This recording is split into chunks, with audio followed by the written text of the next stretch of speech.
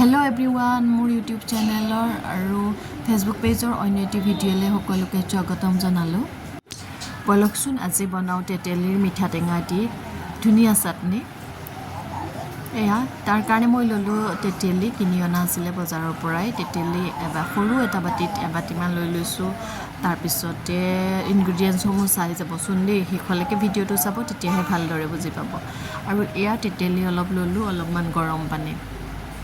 তাৰ পিছত তেতেলীখিনিত গৰম পানীখিনি ঢালি লৈ 15-20 মিনিট মানৰ কাৰণে ঢাকি ৰাখিম। দেখিছেনে ধুনীয়াকৈ ঢালি দিছো পানীখিনি। তেতিয়া কি হয়, গৰম পানীখিনি দিলে মেল্ট হোৱাত মানে সহায় কৰে। তাৰ পিছত ঢাকি 15 মিনিট ৰাখিলো। ৰাখাৰ পিছত এনেদৰে উলিয়াই ডাঙৰ এটা বাচনত ধুনীয়াকৈ পিটিকি লৈছো মই, যাতে ৰসখিনি ধুনীয়াকৈ ওলাই যায়। তাৰ পিছত এয়া সেকি লোৱাৰ পিছত এইখিনি ৰস হ'ল। তাৰ পিছত কেৰাহী এখন উঠাই ললো গেছত। ইয়াতে ৰিফাইন তেল অলপমান দিম, কম পৰিমাণৰ। এয়া অলপমান দিলো। তাৰ পিছতে দিম ইয়াতে মই জিৰা গুটি কেইটামান, জিৰা গুটি কেইটামান দিলো আৰু ফুটিবলৈ দি ইয়াতে মই সেই সেকি ৰখা তেতেলীৰ পানীখিনি যে আছিলে ৰসখিনি, সেইখিনি ঢালি দিম। এয়া ঢালি দিলো। গেছৰ স্পীডটো কমাই ৰাখিব লাগে। এয়া ঢালি দিয়াৰ পিছত আকৌ মই গুড় ললো। তেতেলীৰ পৰিমাণৰ যিমান পৰিমাণৰ তেতেলী আছিল সিমান পৰিমাণৰ আপুনি গুড় ল'ব আৰু দি গোটেইখিনি ধুনীয়াকৈ উতলিবলৈ দিম। ইয়াৰ পিছত আকৌ কালাৰটো ধুনীয়া হ'বৰ কাৰণে মই ইয়াতে এড কৰিম চেনি। এয়া চেনি এচামুচ দিলো, আকৌ দিলো 2 চামুচ,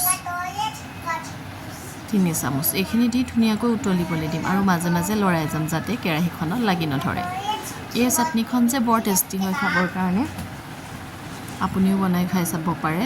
মই এয়া অলপমান আকৌ নিমখো দি দিলোঁ, টেষ্টটো বেলেঞ্চ কৰি ৰাখি।